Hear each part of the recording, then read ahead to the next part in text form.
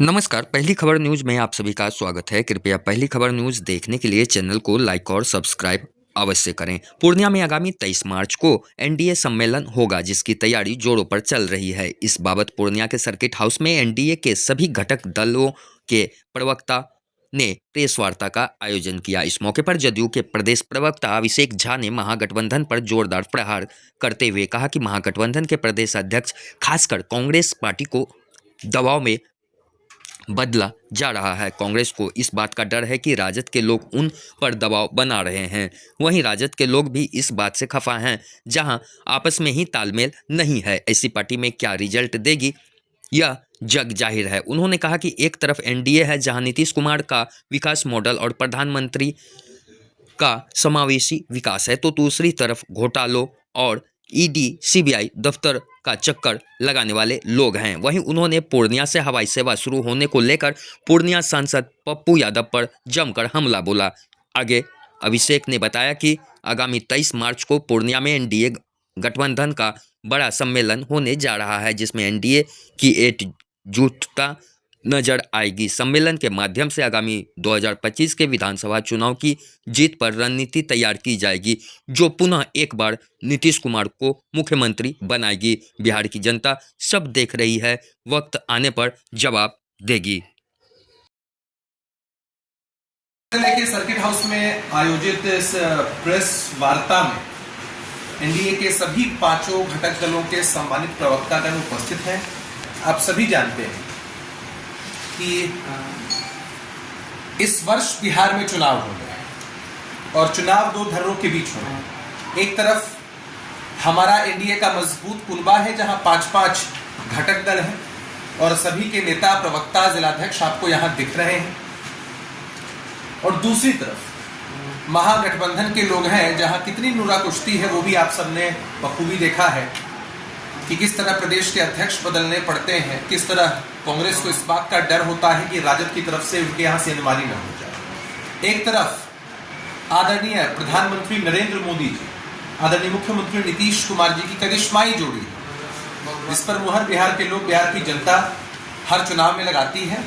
और दूसरी तरफ घोटालों में दबे लोग, जिनकी टीआरपी, घोटाला, अपराधीकरण राजनीति में कैसे बढ़े, परिवारवाद, वंशवाद कैसे बढ़े, इन सारी राजनीतिक कुरीतियों को कैसे पोषण मिले, वैसे लोग। तो इन दो धर्रों के बीच चुनाव होना है और एक बेहतरीन उदाहरण एनडीए की तरफ से प्रस्तुत किया गया है। विगत कई महीनों से बिहार के सभी जिलों में एनडीए के सभी घटक दलों द्वारा एक साथ पूरे समन्वय के साथ कार्यकर्ता समागम का आयोजन होना है और अब 5वें चरण में आ चुके हैं। बिहार के लगभग 32 जिलों में यह कार्यक्रम सफलतापूर्वक संचालित हो चुका है और जबरदस्त उत्साह एनडीए के जो कार्यकर्ता हैं उनमें है।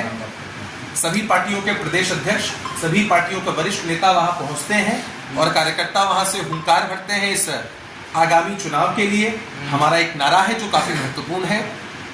एनडीए के लोग ये नारा देते हैं कि जिस तरह से देश में मोदी जी के नेतृत्व को आम जनमानस ने चुना, ठीक उसी तरह से बिहार में नीतीश कुमार जी के नेतृत्व पर फिर से एक बार आम जनमानस मुहर लगाए।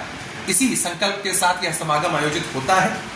नारा बड़ा सा 2025, 225 और 2025 फिर से नीतीश जी के नेतृत्व में एनडीए का कुनबा मजबूती से चुनाव लड़ेगा और एक बार फिर बिहार के लोगों का आशीर्वाद नीतीश जी को मिलेगा। तो एक तरफ हम समागम का परिचय दे रहे हैं, हम समन्वय का परिचय दे रहे हैं और जब इस कार्यक्रम में हमारे साथी कार्यकर्ता आते हैं तो कोई भाजपा से है, कोई जदयू से है, कोई हमसे, कोई आरएलएम से, कोई लोजपा रामविलास से। लेकिन जब कार्यकर्ता एक साथ जुटते हैं तो हम कहते हैं कि हम लोग एनडीए के कार्यकर्ता हैं, एनडीए को चुनते हैं।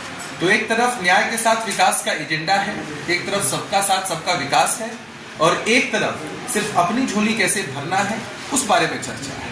आप जानते हैं कि रोजगार के मॉडल को लेकर बड़ी चर्चा होती है, सेंसेशनल बनाने का प्रयास है इस मुद्दे को। अब समझना यह है कि एक तरफ नीतीश जी का मॉडल है जिसकी चर्चा पूरे देश में होती है, जहां मेरिट के आधार पर न सिर्फ खिलाड़ियों को बल्कि लोगों को हर क्षेत्र में रोजगार मिल रहा है, सरकारी नौकरियां मिल रही हैं, बाहर से निवेश आ रहा है और एक तरफ जो मॉडल था कि भाई अगर जमीन दोगे तो हम नौकरी देंगे, तो बिहार के युवाओं ने सीधा संदेश दे दिया है कि किसी भी कीमत पर बिहार के लोग नौकरी के बदले जमीन नहीं देंगे। मुद्दा यही है कि नीतीश जी के विकास मॉडल के सामने, एनडीए के विकास मॉडल के सामने ये लोग कहीं टिकने नहीं वाले हैं।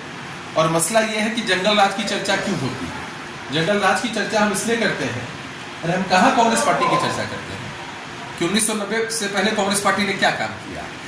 जिन लोगों को, जिन तेजस्वी यादव जी को अपने पिताजी और माताजी के चेहरे पर भरोसा नहीं, आप सब जानते हैं कि उनके बैनर पोस्टर में तेजस्वी जी के अलावा किसी की तस्वीर नहीं लगती, तो जिन तेजस्वी यादव जी को अपने माता पिता के चेहरे पर भरोसा नहीं है, उन तेजस्वी यादव जो लालू जी के प्रतिनिधि के रूप में ही है, आप सभी जानते हैं कि तेजस्वी जी की पहचान लालू जी के प्रतिनिधि के रूप में है। तेजस्वी जी से पहले राबड़ी जी प्रतिनिधि थे।